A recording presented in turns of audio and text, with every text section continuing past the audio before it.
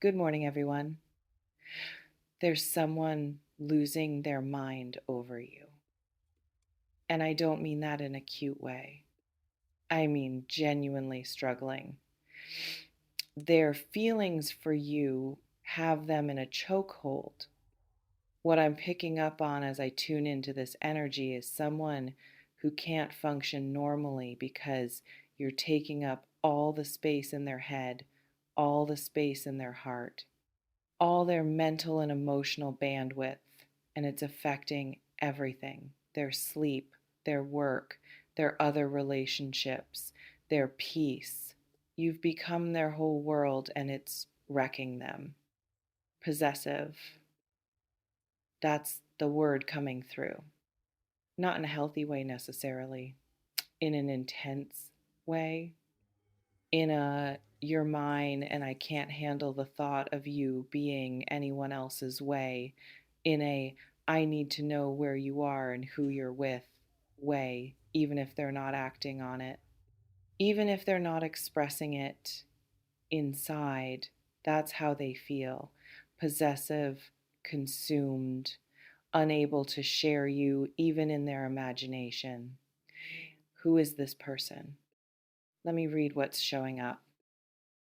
For a lot of you, it's someone you know, someone currently in your life or recently in it.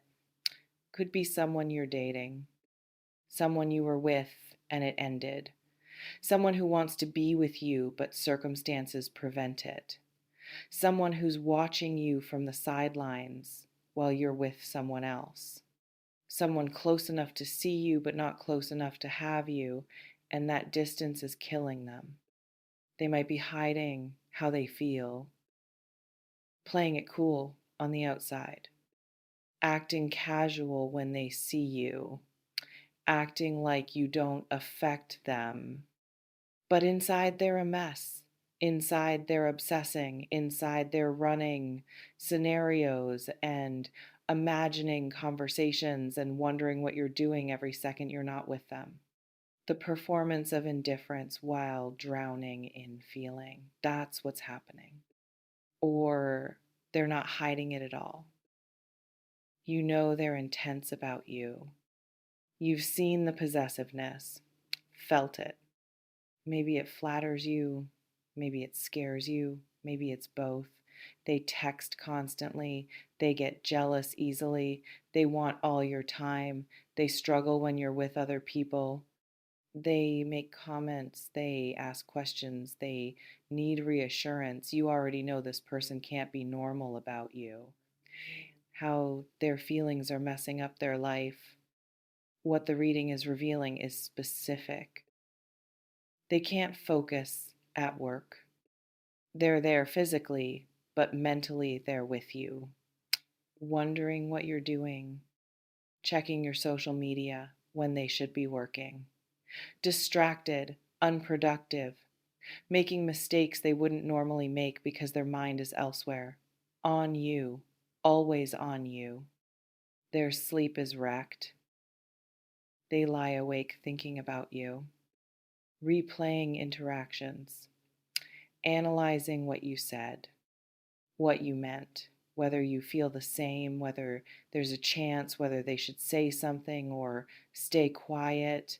The overthinking keeps them up. And when they do sleep, you're in their dreams. There's no escape from you, not even in unconsciousness. Other relationships are suffering. If they're with someone else, they're comparing that person to you, and that person loses every time. They're trying to move on, trying to invest in someone available, but their heart isn't in it. Their heart is with you, and whoever they're with can probably feel it, can probably sense their second choice ghost in the relationship while you haunt them, or friendships are strained because they can't talk about anything except you. Their friends are tired of hearing your name, tired of the analysis, tired of giving advice that doesn't get taken, tired of watching this person torture themselves over you, and the friendship suffers because this person can't be present, can't engage with anyone else's life, too consumed by their own feelings to show up for anyone. What I'm sensing about the intensity, it's not just attraction. What's coming through is deeper, like you've triggered something in them, opened something, made them feel things they haven't felt before or haven't felt in a long time. And the intensity of those feelings scares them, makes them act in ways they don't recognize, makes them want things they shouldn't want, makes them cross boundaries they normally wouldn't cross. You might represent something to them, not just yourself as a person, but something they've been missing, connection they've been craving, passion they've been lacking, understanding they haven't found anywhere else. You became symbolic, became more than just a person, became the answer to something they've been asking. And that makes the feelings even more intense because it's not just about you, it's about everything you represent.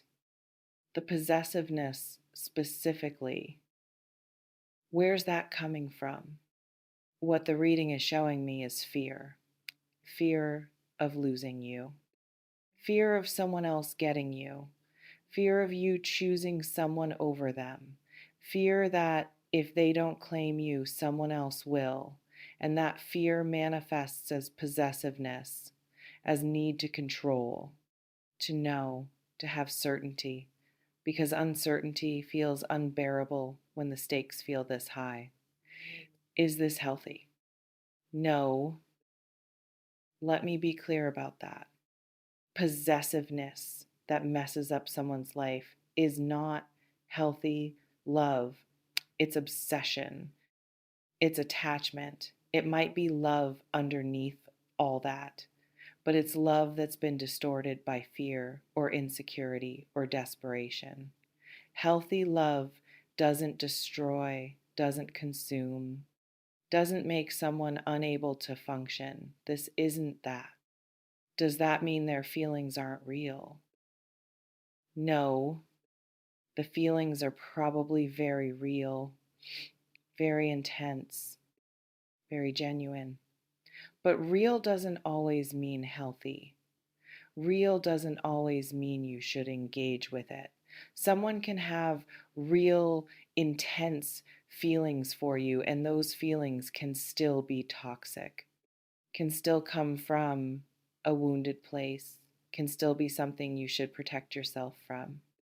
What you should do with this information, if you know who this is and you want them, if you feel the same intensity, if you want to explore this connection, then you need to set boundaries, clear boundaries around the possessiveness, around the intensity.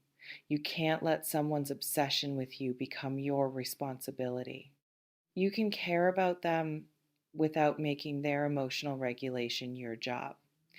If you know who this is and you don't want them, or if the possessiveness scares you, if it feels unhealthy or unsafe, create distance. Don't engage with the intensity. Don't try to manage their feelings. Don't feel guilty for not reciprocating. Their obsession is their problem to solve, not yours. You're allowed to protect yourself from someone's unhealthy attachment, even if their feelings are genuine. If you don't know who this is, if you can't identify this person, pay attention to who's watching you, who's asking about you, who's showing up in your space repeatedly, who's displaying jealousy, who's too interested in your business, who can't seem to let you go or move on. The signs are probably there. You might just not be seeing them as connected. What's coming through about where this goes? For some of you, this person confesses. The intensity becomes too much to hold in. They crack. They tell you how they feel. They admit the possessiveness, the obsession, the way you've taken over their life. And that confession forces a decision point. You have to respond, have to clarify your feelings, have to choose engagement or distance. For others, this person implodes. The feelings mess up their life to the point where something breaks. They lose their job or their relationship or their stability. And in that breaking, they either reach for you desperately or they finally realize they need to let go, that possessing someone who isn't theirs to possess is destroying them, and they choose their own well being over their obsession. For some, this stays underground. This person never tells you, never acts on it, just carries it silently, suffers with it privately, watches you from a distance, wants you from afar, and you might never know the full extent of how they felt, might get hints, might sense something, but never get the full confession, and they live with that unrequited intensity forever. What I need you to understand, you didn't do anything wrong. Someone being possessive over you is not your fault. You didn't make them feel this way. You're not responsible for managing their emotions. You're not obligated to reciprocate. You're not required to engage. Someone else's internal chaos about you is not yours to fix. But also be aware, possessive people can be unpredictable. When feelings are this intense, behavior can escalate. Not always, not necessarily, but it's possible. So protect yourself, trust your instincts. If something feels off, it probably is. If someone's intensity frightens you, that fear is information. Listen to it. The reading is showing me this person thinks about you constantly. You're the first thought in the morning, last thought at night, the person they compare everyone to, the face they see when they close their eyes, the voice in their head, the reason they can't move on, the one that got away or the one they can't have. And that constant presence of you in their mind is both their comfort and their torture.